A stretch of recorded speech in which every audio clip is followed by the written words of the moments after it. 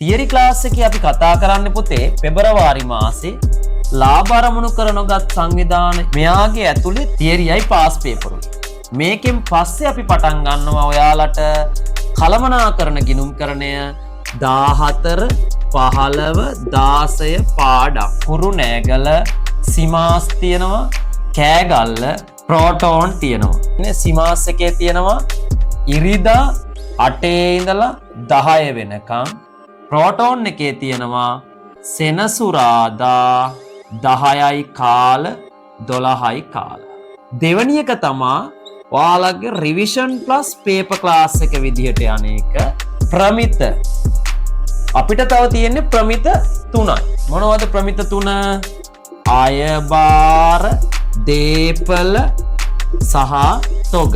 ඒ කියන්නේ මේ ප්‍රමිත ඉවරුණාට පස්සේ සමාගම් මුදල් ප්‍රවාහ මේ ඔක්කොම ඉවර වෙනවා පුතේ. මොනවත් එක්කද? තියරිත් ඉවර වෙනවා, පාස් පේපර්සුත් යනවා. කුරුණෑගල සිමාස් ආයතනයේ තියෙන්නේ අඟහරුවාදා 8:30 4:30. මේක ඇතුලේ පේපර් එක ලියන වෙලාවත් යනවා අපි. මේක කියන්නේ පුතේ බ්‍රහස්පතින්දා හරිද 8:30 4:30. පේපර් එක ලියන එකේ මේ විදිහටම වැඩේ වෙනවා. ඔය කාට කොහම වුණත් හැමෝටම පොදුවේ පුතා තුන්වෙනි එක තමා හරිද ටයිමින් පේපර් ඩිස්කෂන් එක සඳුදා රෑ 9 සිට 11 දක්වා. විශේෂම වැඩක් යනවා 20යි 26ට ඔන්ලයින් වැඩක් යනවා ස්පීඩ් රිවිෂන් ක්ලාස් එක. මේක ඇතුලේ දුවන්නේ 12 වසර මුල සිට. මෙයා යනවා පුතේ සිකුරාදා රෑ 7 ඉඳලා 10 වෙනකන් යනවා. පටන් ගන්න කවද්ද? පෙබරවාරි 6 සිකුරාදා. මේක සම්පූර්ණයෙන්ම ඔන්ලයින් යන්නේ. මේකට සම්බන්ධ වෙන්න පුළුවන් මෙන්න මේ නම්බර් වලට WhatsApp මැසේජ් එකක් දාලා ඔයාට ඉන්ෆර්මේෂන් ගන්න පුළුවන්. බිඳුවෙන් පටන් ගන්න කෙනෙකුට වුණත් තියරි එක මෙතනින් ඉගෙන ගන්න පුළුවන් 12 වසර සම්පූර්ණ කේසිට 10 වෙනි පාඩම වෙනකම්.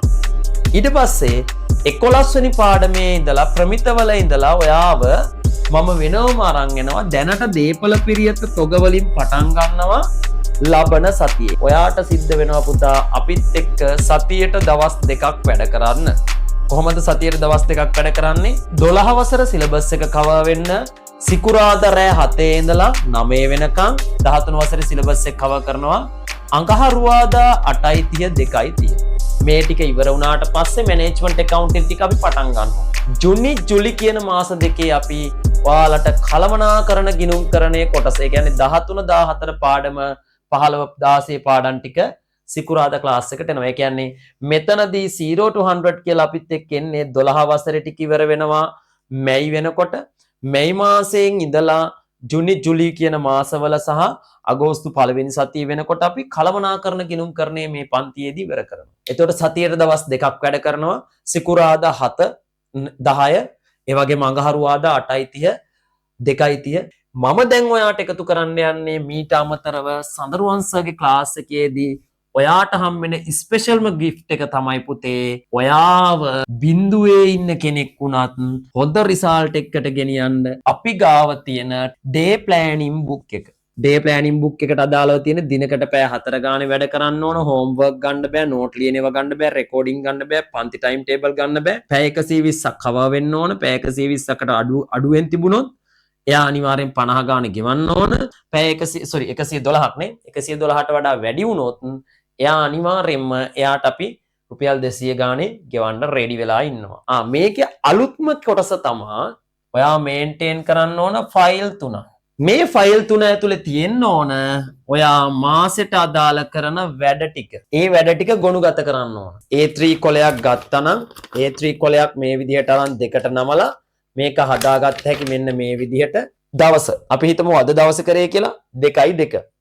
ඔයාගේ ෂෝට් නෝට් එක ව්‍යාපාර සංවිධාන තනි පුද්ගල ව්‍යාපාර. තනි පුද්ගල ව්‍යාපාරයක් යනු ලක්ෂණ ටික. ඊට පස්සේ ඒකේ විවෘත කරන විදිය, ඒකේ වාසි අවාසි මට BS මතක නැහැ. හවුල් ව්‍යාපාර ඔන්න අද දවසේ ඔයා කරපු ටික ඔන්න මේ පැත්තයි ලියලා තියෙනවා ෂෝට් නෝට් එක. මේ ෂෝට් නෝට් එක අපිට බලන්න නෙමෙයි පුතා. ඔයාට ඔයා කරපු වැඩ ටික මාසේ අවසානට මේ කොළ දෙකක විතර හරි කමන්නේ ලස්සන ෂෝට් නෝට් එකක් මේ ෆයිල් එක ඇතුලේ තියාගන්න. ඒ කියන්නේ ඔයා accounting econ BS විෂයන් තුනම වැඩ කරපු ඒවා මේ ෆයිල් එක ඇතුලේ තියෙන්න ඕන. ෆයිල් තුන ඇතුලේ accounting වලට වෙනවම තියෙන්න ඕන. accounting වල ඔයාලට හම්බ වෙනවා timing papers පන්තියනේ ලියන්නේ. homework පොත්වලනේ හදන්නේ. එතකොට homework not allowed නේ. අදාළ නැහැනේ. එතකොට ඔයාට හම්බ වෙන දේවල් තමයි boosting. accounting වල දෙන pass papers ටික model papers දෙනකොට අන්න ඒවා මේකට ගන්න පුළුවන්. paper එක හා ඒවා ටික දාලා answers ටික මේක ඇතුලේ ගත්ත හැකි. BS වල ඔයා තමා ගොනු කරන්න දන්නේ මන් නම් ඉල්ලන්නේ short note. කරපු වැඩ ටිකට සාක්ෂි තියෙන්න ඕන. evidence තියෙන්න ඕන. පුතේ පිළිවෙලට වැඩක් කරන්න. ලස්සනට මේක හදාගන්න. සතියෙන් සතිය එනකොට අරන් එන්න ඕන. අපේ ඇඩ්මින් ක්‍රූ එක ඉන්නවා මේ ටික බලන්න. කිසිම accounting class එක නැහැ. විෂයන් තුන බැලන්ස් කරලා රෑන්ක් එකකට යන්න පුළුවන් විදියට ඔයාව ගයිඩ් කරන කිසිම accounting ගුරුවරයෙක් ලංකාවේ නැහැ. අපි විතරයි ඉන්නේ. හරි. එතකොට අපේ පන්තිය ඇතුලේ ඔයාට විෂයන් තුන ඉගෙනුවේ නැති වුණාට ඉතුරු විෂයන් දෙකත් ලස්සනට ඔයාව ගයිඩ් කරනවා. මෙහෙම කරන පන්තියක් ඔයාට වෙන කොහෙවත් හොයාගන්නත් බෑ.